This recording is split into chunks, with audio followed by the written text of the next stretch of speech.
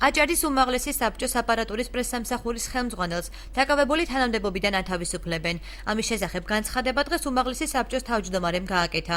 მან მარინა კუპრეიშვილი ყოფილ თანამშრომლად მოიხსენია, თუმცა აქვე აღნიშნა, რომ მისი კანდიდატურა ერთ-ერთი დეპარტამენტის თანამშრომლად განიხილება. პრესსამსახურის ყოფილი ხელმძღვანელი ქალბატონი მარინა კუპრეიშვილი დღეიდან არის კუთვნილ შებულებაში, ხოლო კუთვნილი შებულიდან დაბრუნების შემდეგ იგი გადაყვანილია სხვა სამუშაოზე, რამდენადაც მე ვიცი, გადაყვანის საქმე უკვე ჩემი არ არის. ანუ ის უკვე აპარატის თანამშრომელი სხვა თანამდებობაზე არის გადაყვანილი. უმაღლეს საბჭოში რჩება, მაგრამ პრესსამსახურში არ მუშაობს.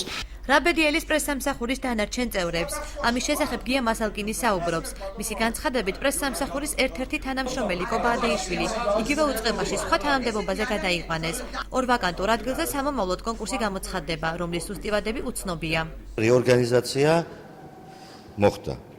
ბატონი კობადეიშვილი არის სხვა სამსახურში, მე მგონი სატრანსპორტო განყოფილებაში. ანუ მას არც კი ჰქონდა მათე რო გითხრათ პრეტენზია ემუშავა პრესსამსახურში. ახლა რო ავიყვანოთ, თქვათ, იგივე პრესსამსახურის, თქვათ, ორი ახალი მუშაკი, ჩვენ დაგვჭირდება კონკურსი. ესმით?